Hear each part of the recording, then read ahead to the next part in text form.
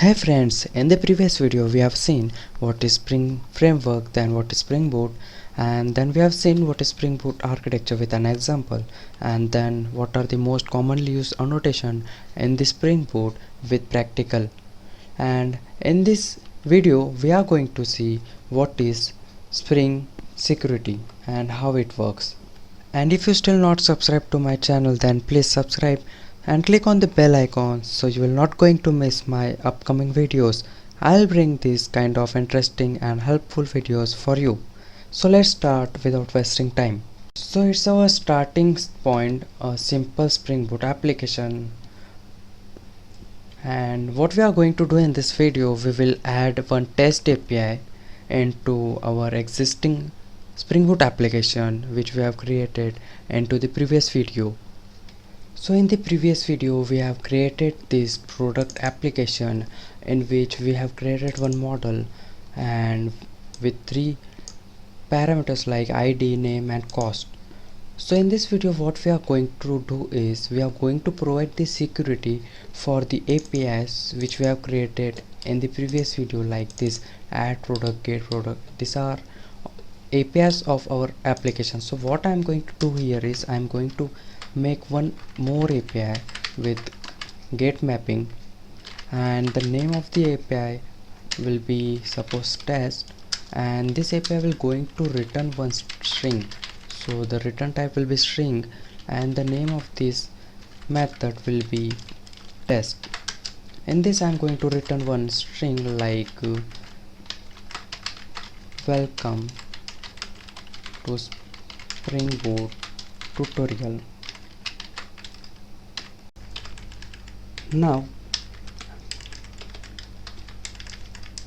I am going to save this all and going to run this once again. So just remember, before running you have to stop the previous running application. So it is started running. So here you can see it is started running on the port number 9090 which we have mentioned into this properties file earlier, like server port 9090. Now let's see whether our test API is working or not into the browser. So enter here localhost, port number is 9090 and the API name is test. So here you are getting the output like welcome to Spring Boot tutorial. It means our API is working. But what if this API is accessed by any unauthorized or the unauthenticated user? Then he will be able to access our whole data that we don't want. So for that purpose the Spring security comes into the picture. So let's see way to add the Spring Boot security into the Spring Boot project is by using a dependency called Spring Boot Starter Security. Just like with the whole other Spring Boot dependency, this is a starter part. It is a Maven dependency which pulls in all the necessary Spring security dependencies and make them available for you, so you don't have to download individual dependency. You can do that of course, but this is the best and the most recommended way. So what you need to do is go to the browser and search the Spring Boot security starter Maven dependency. The very first link you will get like mvrepository.com. click on that. Here inside this you will get the number of dependencies. So here you can use any one of them. I am going to use 2.5.2. Here I am going to copy this and into our Spring Boot application into the POM file I am going to paste this into the dependencies. This is the dependency where we are using JPA, Web, DevTools, then the Derby, and inside that I am going to put this. To format this, use the shortcut that is Ctrl+Shift+F, and I am going to remove this comment. So not now, I am going to remove this version as well so that it will download the dependency automatically for the compatible version of the Spring Boot application. Now I am going to save this and I am going to stop the previous running application and running this Spring Boot application once again using Spring Boot app. So the application is run successfully onto the port 9090. Now let's come again into the browser and check whether the API is working or not. Again I am going to refresh this test API and here you can see one sign-in form is coming. Now how you get this here and what the credential we have to use. For example, suppose I used here test username and the password as test. It is giving me the bad credential. It means it is checking whether your credentials are valid. In my case I enter the random values. It tells us that they are the bad credential and it doesn't let me sign in. What's happening here? Well, let me tell you. For example, suppose you are into a society and to secure that society we keep a watchman, right? So the work of this watchman is what? Whenever the new visitor come into the society, then he will going to authenticate that whether the person is really belongs from the society or not. For example, suppose when you go into the office, there the watchman asks you for the identity to authenticate you whether you belongs to this office or the organization or not. So he asks you for your identity, and after validating your identity he lets you allow into the organization. So here the watchman or the security guard is basically intercepting all the requests and making sure that the person who is making the request is right person who allowed to be making those requests.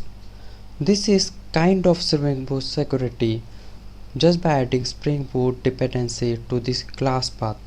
It's kind of security which is stopping the unauthenticated person to allow or to get access of our APIs. But how this watchman is taking care here of our whole APIs? So there is one solution for this, that is filter. So these filters are a very basic concept of the servlet application. Should come like where these filters plays their role. Suppose you send request to servlet. What servlet will going to do? It will save the data to the database. So database is storage, so there we can't send the wrong data. So suppose we send the request and before reaching to servlet we will check whether there is any wrong data or not, right? So we can use one component called as filter. When we map filter before servlet, it will run before reaching to servlet, and if filter runs then we can check whether the data is valid or not, and if everything is okay then we will process servlet and then data will go into the database. So filter is pre-processing and post-processing, that is before and after. So if we want to add extra thing then we can add and then response will go to the client.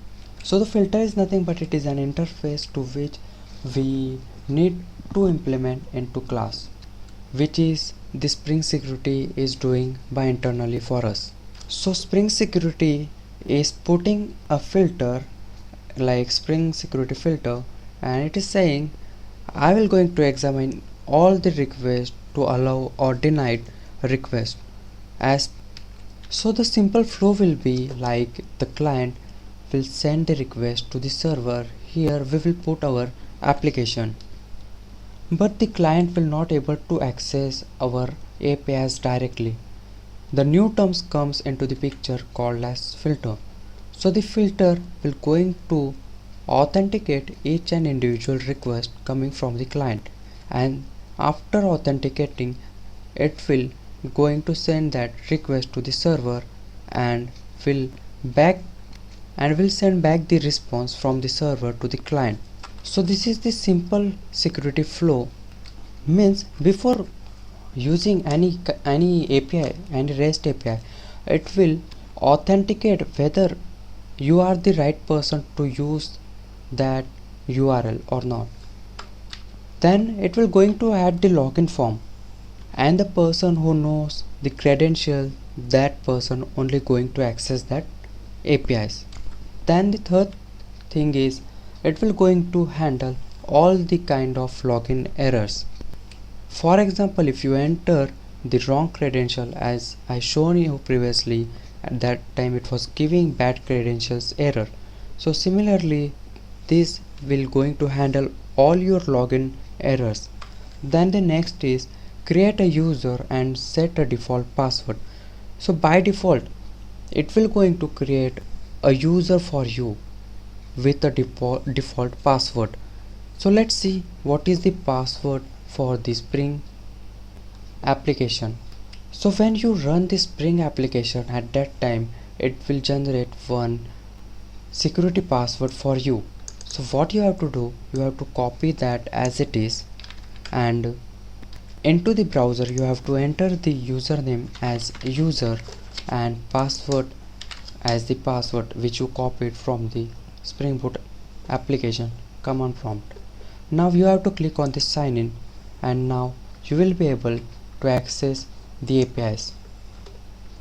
So this is the way how the Spring security secure our APIs from the unauthorized or the unauthenticated user.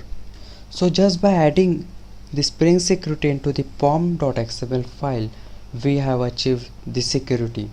But what if I want to change my username and the password? I want to provide my own username and the password. So how I can achieve that? So yes, the Spring Boot application provides the solution for that as well. So I'm going to stop this application first, and now what I'm going to do is, in the properties file where we have the server port 9090, in that file I'm going to give my username and the password for the Spring security. So you have to type spring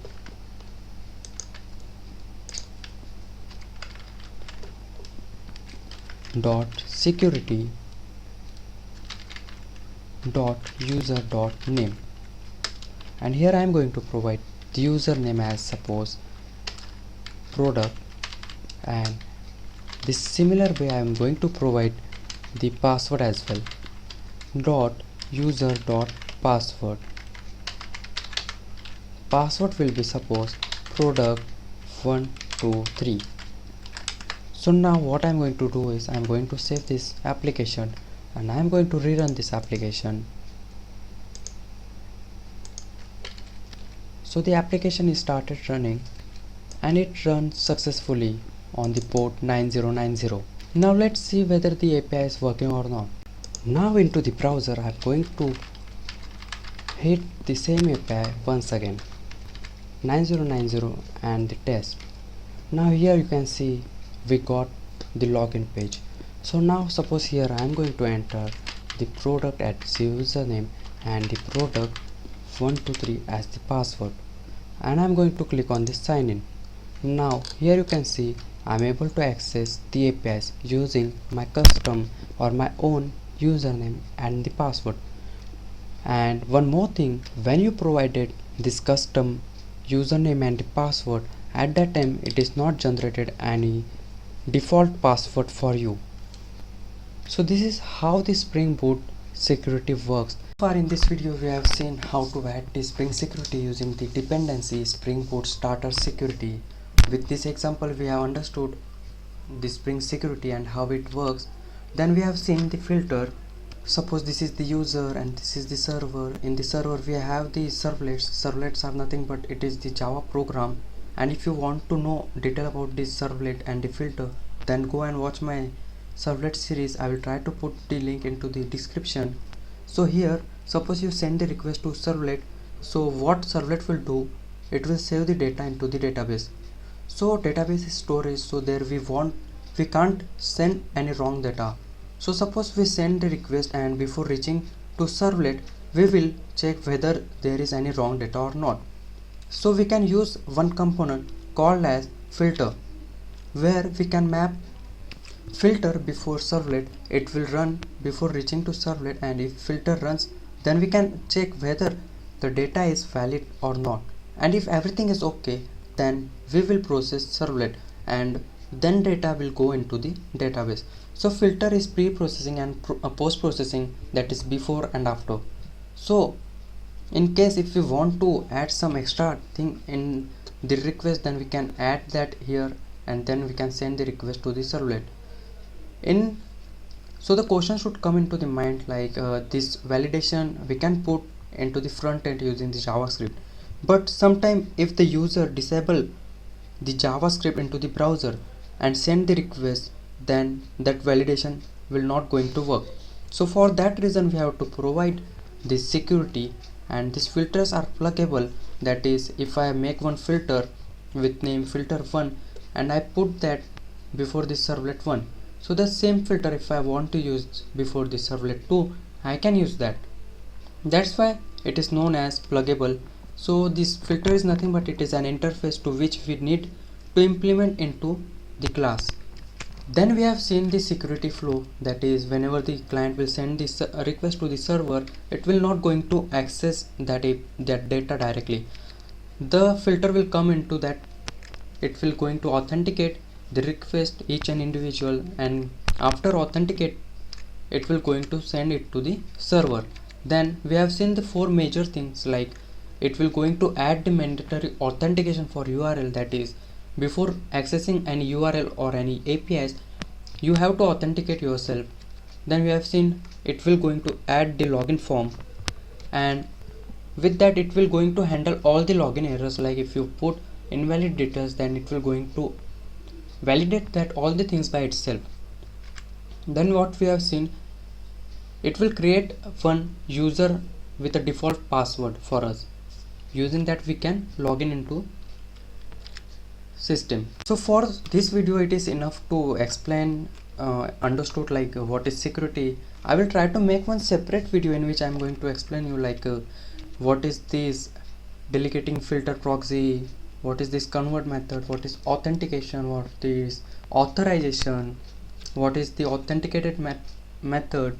Then we will see what are the authentication providers are there. Then we will see the user detail class. Then this all I'm going to make a separate video in which I'm going to explain you these things. So stay tuned, and if you have any doubt then comment me in this video so that I will try to reach out to you as early as possible. And if you like the video, then click on the like button. The security topic is very huge, it is very big, so it is not enough, it is not easy to cover each and individual thing into the single video, but I will try to make a separate series for that, where I am going to explain all the security kind of like OAuth, JWT, what is bcrypt password, what is no auth password. So all this thing I am going to explain to the separate video, but this is enough to understand for this tutorial. So by this way we have achieved the Spring security in this video. In the next video we are going to see what is the actuator, which is one of the most commonly asked question into the interview as well. And after that we are going to deploy the Spring Boot application onto the Heroku server, and then after we are going to deploy the same application onto the AWS server using the Docker. We are going to create the Docker image, and then we are going to deploy that application into the AWS. And if you have still not subscribed to my channel, then please subscribe so that you will not going to miss my upcoming videos. Thank you.